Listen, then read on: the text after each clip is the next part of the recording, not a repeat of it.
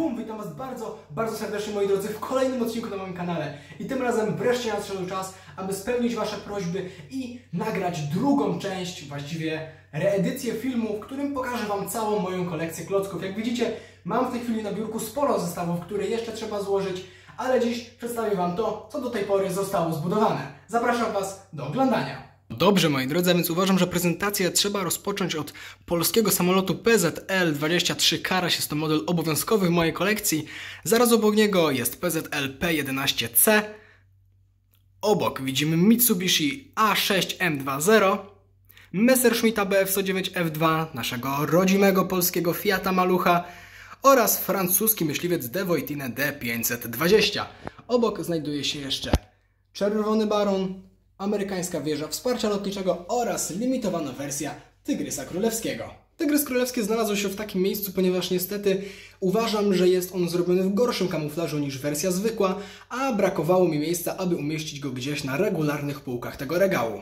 Dobrze, moi drodzy, a więc dzisiejszą prezentację rozpoczniemy od segmentu amerykańskiego i pozwólcie, że jeszcze szybciutko nadmienię, że na regale znajduje się 25 półek, z czego do Amerykanów należy aż 5. A więc jak widzicie, po lewej stronie jest malutka makieta, na której dostrzegamy również fragment jakiegoś starego, już delikatnie nadszarpniętego budynku, a po dróżce obok przechodzą sobie żołnierze piechoty, a z tyłu dwóch spadochroniarzy ze 101. Amerykańskiej Dywizji Powietrzno-Desantowej.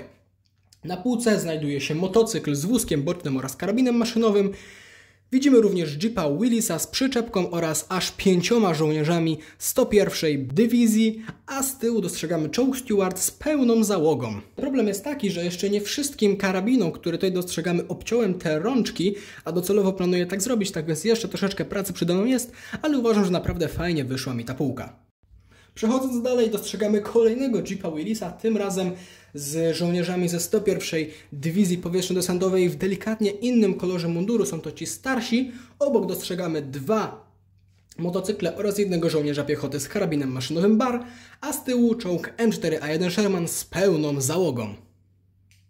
W prawym rogu znajduje się jeszcze ta słynna tabliczka z limitowanego Shermana Jumbo z napisem Kilroy was here. Przechodząc do trzeciego segmentu amerykańskiego, dostrzegamy tutaj wóz dowodzenia Dodge WC-56 wraz z generałem Eisenhowerem oraz jego adiutantem. Po prawej stronie znajduje się słynny, klasyczny Fargo, w zasadzie w niezmienionej formie z żołnierzem, który się goli, a z tyłu dostrzegamy amfibię z 4 żołnierzami Rangersów, którzy stoją i machają do kamery, oraz 2 kierowców. Co prawda wiem, że amfibią dowodziła jedna osoba, ale mam 2 figurki, to grzech ich obok siebie nie ustawić. Z tyłu dostrzegamy jeszcze jednego żołnierza słynnej Big Red One. W tym momencie dotarliśmy do sektora medycznego, ponieważ widzimy tutaj co prawda jeszcze jednego żandarma z motocyklem, ale z tyłu znajduje się ambulans WC-54, 2 lekarzy, z tyłu jest jeszcze namiot z edycji limitowanej tego właśnie ambulansu z 2 sanitariuszami, czyli lekarzami polowymi oraz Willisem z 2 kolejnymi sanitariuszami. No i na ostatnim segmencie amerykańskim dostrzegamy przede wszystkim amerykańską flagę, żołnierzy 101. Amerykańskiej Dywizji Powietrzno-Desantowej, kilku marynarzy oraz żołnierzy Rangersów, którzy stoją na łodzi i również do nas machają. Uważam, że fajnie naprawdę to wyszło. A w tym momencie, zjeżdżając delikatnie w dół, zobaczymy słynną rakietę V2 w wersji Executive. Jak widzicie, rakieta znajduje się na odpowiedniej przyczepce, a obok 4 figurek dostrzegamy jeszcze znak z napisem HALT, nazwę tego zestawu oraz tablicę informującą nas, że wkraczamy do ośrodka Peenemünde. Oczywiście znajduje się tutaj również stojaczek z klasycznej wersji tego modelu, a w tej chwili odsłaniam Wam pełną tabliczkę Peenemünde. Przechodząc dalej, dostrzegamy moją zmodyfikowaną wersję Tygrysa Bengalskiego z pełną załogą. Do tego dostrzegamy jeszcze jednego motocyklistę na grafitowym motorku oraz flaka wraz z obsługą. Co prawda niepełną, ponieważ obsługę flaka stanowiło 8 osób, a tutaj dostrzegamy 5 żołnierzy Luftwaffe. Swoją drogą warto wspomnieć, że Niemcom również poświęciłem aż 5 segmentów, a w tej chwili jesteśmy już na 3. W centrum dostrzegamy Pancera III w wersji J z załogą, co prawda tylko 3 załogantami, ponieważ 4 nie mam, a z tyłu jest SDKFZ 7. razem z armatą PaK-36 oraz jednym żołnierzem Wehrmachtu, który dzierży w dłoni karabin maszynowy MG-34. Po prawej stronie dostrzegamy oficera, który jedzie na koniu. Jak widzimy, figurka została wykonana okrakiem, tak jak kiedyś ktoś wrzucał na grupę Kobe Fans. Bardzo fajny patent i sobie go tutaj wykorzystałem. A po lewej stronie na delikatnym skrawku zielonego terenu dostrzegamy pluton SS, który maszeruje sobie najprawdopodobniej do boju. Na czele tego plutonu znajduje się żołnierz z miotaczem ognia. Tu jeszcze znajduje się obsługa karabinu maszynowego MG-34 w pełnym składzie, czyli 3 osobami. Przechodząc dalej dostrzegamy pełną załogę Pancera 4 wraz z ich czołgiem. Z tyłu dostrzegamy 2 znaki na Drezno oraz na Stalingrad, które są delikatnie przesunięte. 2 żołnierzy węgierskich, 1 żołnierza niemieckiego, który obsługuje Goliata, a z przodu dostrzegamy natomiast kuchnię polową z 2 jej kucharzami. Na ostatnim segmencie poświęconym Niemcom dostrzegamy Schwimmwagena wraz z 4 marynarzami oraz 2 minami morskimi. Sztuga 3 z tyłu w zimowym kamuflażu wraz z jego dowódcą oraz armatę Lewcha 18 wraz z obsługą. Z tyłu dostrzegamy jeszcze znak Achtung Minen oraz 3 SS-manów. Brytyjczykom poświęciłem tylko i wyłącznie 2 segmenty, ponieważ więcej zestawów póki co nie mam.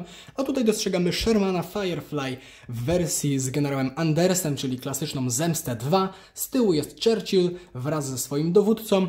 Obok dostrzegamy 2 żołnierzy brytyjskich, którzy niosą noszę z rannym żołnierzem i 1 Brytyjczyka na motocyklu. Z tyłu mamy 3 żołnierzy spod Monte Cassino oraz jeszcze 3 żołnierzy brytyjskich z karabinami maszynowymi Bren.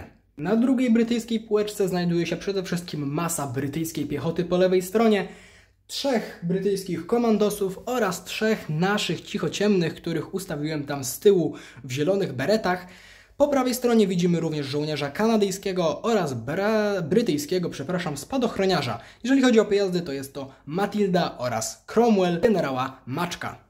Więc przejdźmy do Afryki niemieckiej. Rozpocznijmy od figurek, które znajdują się z tyłu. Są to żołnierze tyłowi, którzy jak widzimy nie są uzbrojeni, ale raczej noszą wszelkiego rodzaju sprzęt zaopatrzeniowy. Natomiast z przodu dostrzegamy żołnierzy z ładownicami do pistoletów maszynowych MP40, które w większości noszą oni w swoich dłoniach. Jeżeli chodzi o maszyny i pojazdy, to przede wszystkim z przodu rzucający się w oczy Nebelwerfer wraz z 2 oficerami, którzy go obsługują.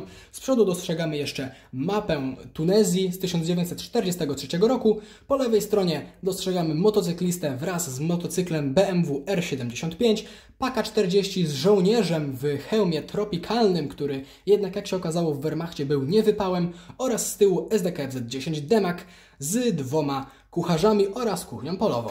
O mój Boże, pominąłbym jeszcze sanitariusza, którego dostrzegamy z tyłu. Jest to moja osobiście stworzona przeze mnie figurka. Uważam, że wyszła naprawdę znośnie. No i moi drodzy, im bardziej w dół, tym więcej LEDów będzie nam się pojawiać, ponieważ póki co mój regał jest oświetlony tylko i wyłącznie w 1/3 przez lampki LED, ale mam nadzieję, że niebawem się to zmieni i cały regał będzie tak fantastycznie podświetlony jak tutaj. No, jak widzicie, na tej półeczce znajduje się SDKFZ-251, Kubelwagen, który jest mokiem wraz z żołnierzem, który go prowadzi.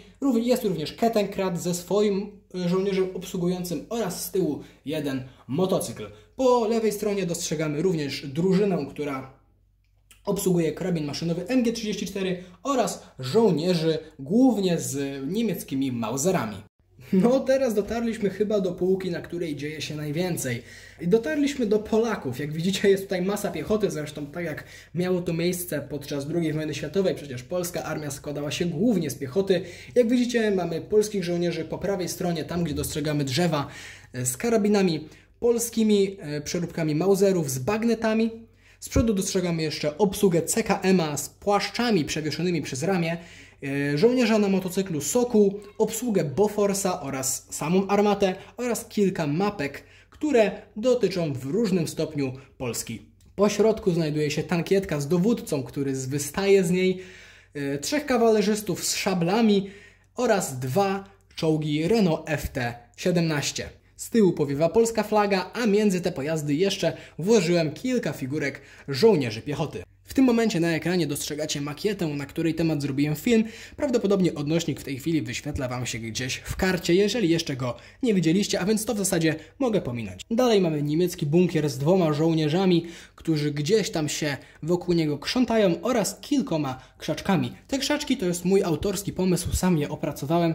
Uważam, że z odpowiedniej perspektywy wyglądają naprawdę obiecująco. Dalej znajduje się mój przerobiony zestaw szkoły gladiatorów. Delikatnie go zmodyfikowałem i ulepszyłem, ale więcej informacji o tym również znajdziecie we filmie, w którym recenzuję ten zestaw i przy okazji pokazuję, jakie zmiany w nim wprowadziłem. Tutaj, moi drodzy, dostrzegacie istną perełkę mojej kolekcji, czyli Jeepa Willisa w skali 1:12. Naprawdę ten zestaw mi się tak bardzo podoba, że musiał zostać tak pięknie wyeksponowany i dostał swoją osobną półkę. A teraz nadszedł czas na ostatni taki segment, na którym znajduje się więcej żołnierzy oraz więcej modeli. Jak widzicie, jest to segment przeznaczony dla Rosjan. Niestety jest tylko jeden, ponieważ naprawdę sowieckich zestawów z II wojny światowej jest bardzo mało w Kobi, tak więc tylko jeden segment udało mi się dla nich zagospodarować. Jak widzicie, mam mało modeli, ale mam naprawdę od groma figurek, które przedstawiają snajperów, zwykłych żołnierzy piechoty, oficerów, czołgistów, nawet widzimy tutaj jedną figurkę kobiety, sanitariusza oraz oficera. Z zestawów to oczywiście Katiusza oraz armata ZIS-3, niestety bez obsługi, ale za to dostrzegamy o wiele więcej figurek z delikatnie innych dziedzin. Do obejrzenia pozostał nam ostatni rząd półek, który znajduje się na samym dole przy podłodze, na którym znajdują się moje stare modele w skali 1:28. Akurat ten tygrys nie jest stary, ale jest naprawdę śliczny. Jak widzicie, wieża mu się wyjmuje, jego recenzja również znajduje się na kanale, zresztą jak większości tych modeli, ale chyba o tym nie muszę już wspominać. Większość z tych modeli w skali 1:28 kupiłem od 5 do 3 lat temu, ponieważ wtedy jeszcze zbierałem modele w skali 1:28, ale teraz już za bardzo mnie to nie interesuje. Tutaj dostrzegamy Shermana M4A3 E8 oraz Shermana Jumbo. W tym miejscu 2 pojazdy rosyjskie, niszczyciel czołgów Su-100 oraz radziecki KW-1. Również całkiem stare modele, które liczą sobie pewnie powyżej 3-4 lat. W przedostatniej już półce otrzymujemy 2 czołgi Mark I, czyli w zasadzie pierwsze czołgi, które kiedykolwiek powstały i wzięły udział w bitwie. Otrzymałem aż 2 takie modele, tak więc obydwa stoją na moim regale. A tutaj Tygrys w bardzo starej edycji, a zaraz za nim SDKFZ 251 z edycji limitowanej. Była to moja pierwsza limitka, którą sobie kiedykolwiek z Kobi kupiłem. Więc jak widzicie, jeżeli chodzi o regał, to jest już wszystko, co miałem Wam do zaprezentowania, ale to absolutnie nie jest koniec dzisiejszego filmu, ponieważ mam jeszcze do przedstawienia Wam przede wszystkim makietę kolejową oraz kilka innych modeli oraz figurek, które znajdują się w mojej kolekcji. Widzicie pewnie, że jeszcze sporo mam do oświetlenia, ponieważ podświetlone są tylko 2 rzędy półek oraz jeszcze 2 półeczki, no a tyle zostało mi jeszcze do zrobienia. No i w tym miejscu znajduje się moja cudowna podstawka kolejowa, na której poza oczywiście lokomotywą DRBR-52 dostrzegamy semafor oraz kilka figurek, a w dodatku Sztuga 3 oraz czechosłowacki czołg LTWZ-38. Jak widzicie, udało mi się dorwać obydwa typy wagonów, które były dostępne, a ten z tyłu wypełniłem sobie węglem w taki elegancki sposób. Tutaj dostrzegamy jeszcze obsługę tych wagonów, czyli panów w mundurach albo kombinezonach roboczych, którzy w większości są całkiem umorusani od smaru węgla lub innych tego typu substancji. Na środku makiety znajduje się szlaban oraz dróżka, która biegnie przez tory nie wiadomo w zasadzie nawet dokąd. Tutaj możecie zobaczyć mój cały zbiór instrukcji. Jak widzicie, trochę tego jest, a wszystkie instrukcje, które miałem, zawsze starałem się zachować, tak więc prawdopodobnie, gdybym je podliczył, to dowiedziałbym się, ile mam modeli w swojej kolekcji, albo ile miałem, ponieważ część ze starych pojazdów zazwyczaj po prostu rozebrałem. Tutaj przechodząc do czegoś, co może nie dotyczy klocków, ale jest to moja skromna kolekcja książek, które kupiłem i na pewno będę kupował więcej. Kurczę, omal bym zapomniał, no moi drodzy, grzechem jest nie wspomnieć o Kubusiu oraz figurkom z Powstania Warszawskiego z przerobionego 3-paku, które sobie delikatnie zmodyfikowałem. Niestety dla Kubusia póki co nie ma miejsca na moim regale, ale najprawdopodobniej za jakiś czas to się zmieni, ponieważ zaczynam snuć już plany, aby za jakiś czas zainwestować w jeszcze jeden tego typu regał. A w rogu mojego pokoju znajdują się jeszcze 3 takie pudełeczka z pojazdami, na które niestety również na regale nie starczyło miejsca. Tutaj znajdują się moje dwa segregatory na elementy głównie do figurek oraz jakimiś takimi elementami dekoracyjnymi, ale wydaje mi się, że nie ma co Wam pokazywać ich zawartości, zresztą widzicie mniej więcej, co w środku może się znajdować. Jak widzicie, wybudowałem jeszcze dawno temu 4 takie malutkie makiety 12×12 przedstawiające różne wydarzenia z różnych okresów II wojny światowej. Po prawej stronie dostrzegamy malutką rzeczkę oraz żołnierzy niemieckich spacerujących sobie gdzieś po Afryce. W lewą stronę widzimy front wschodni, prawdopodobnie okolice Leningradu oraz 3 niemieckich żołnierzy w oczywiście zimowych, białych mundurach. Później dostrzegamy Las Hürtgen oraz partyzanta i jedynego amerykańskiego żołnierza. Prawdopodobnie ten partyzant gdzieś tego Amerykanina przez te wszystkie lasy prowadzi. Natomiast po lewej stronie dostrzegamy 2 powstańców warszawskich oraz fragment budynku właśnie z Warszawy. No dobrze, moi mili, a więc bardzo dziękuję Wam za wytrwanie do końca tego odcinka. Koniecznie pochwalcie mi się, co myślicie o zmianach oraz o tym w zasadzie, jak ta kolekcja wygląda, co uważacie, że zostało wykonane fajnie, co ja mógłbym poprawić, aby to wszystko za mną wyglądało lepiej i jakie są według Was najlepsze modele w mojej kolekcji. Czekam na wszystkie komentarze, bardzo dziękuję za oglądanie i zapraszam Was do obejrzenia pozostałych filmów, które znajdują się na moim kanale. Do zobaczenia, cześć i pa pa!